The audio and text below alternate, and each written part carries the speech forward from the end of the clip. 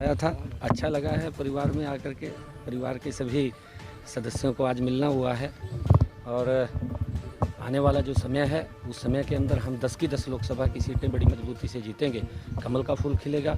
नरेंद्र मोदी जी को तीसरी बार प्रधानमंत्री बनाने में हमारी हरियाणा की अहम भूमिका होगी और उसके अंदर कुलदीप जी का भी एक हाथ बड़ा उसके अंदर होगा। तो कहाँ कुलदीप जी प्रचार करेंगे सर? वो उसकी बैठ करके सारी रचना बनती है, योजना बनती है पार्टी के अंदर बैठ करके कहाँ कहाँ ड्यूटी लगेगी, क्योंकि जहाँ भी ड्यूटी लगेगी और जिस नेता की भी ड्यूटी लगेगी वहाँ पर वो जाएंगे। सर कांग्रेस अभी तक टिकट नहीं बांट पाई है। बीजेपी के तमाम प्रत्याशी मैदान में है सर, लगातार देरी देखने को मिल रहा है। किस तरीके से उनकी रणनीति को कांग्रेस में मंथन चल रहा है, क्योंकि जो बड़े नेता हैं, चाहे भूपेंद्र सिंह हुड्डा थे, पिछली बार चुनाव लड़े थे, रह गए थे। अब की बार कहीं ना कहीं उनके मन में इस बात का डर है कि अब की बार भी हम हार ना जाएं और उस हार के डर के कारण वो कहीं ना कहीं मैदान में उतरने से डर रहे हैं और किसी न किसी के ऊपर कभी किसी पे हाथ रखते हैं, कभी किसी पे हाथ रखते हैं। और हमारा युवा है, भव्य, आगे आ जाओ भव्य जी, भव्य हमारा ये युवा है, आने वाले समय का नेता है हमारा।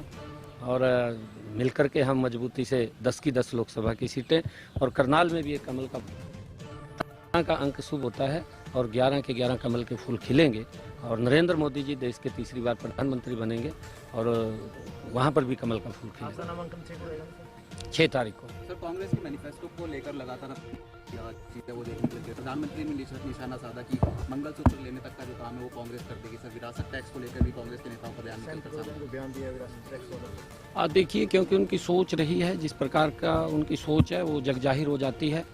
जो उनका हिडन एजेंडा है, उन्होंने जो मैनिफेस्टो के अंदर दिया है वो भी देश के सामने आया है। जिस प्रकार का उन्होंने कहा है और उनकी सोच दर्शाती है।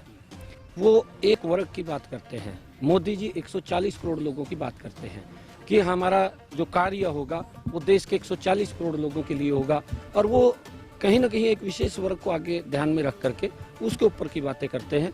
परंतु आज देश समझ चुका है, देश के सामने जो इनका एजेंडा है वो भी आ गया है। आने वाले समय के अंदर, क्योंकि जब कांग्रेस एकदम आज गरीब की भी अगर बात हुई है तो इसी नरेंद्र मोदी जी के 10 वर्षों के अंदर हुई है।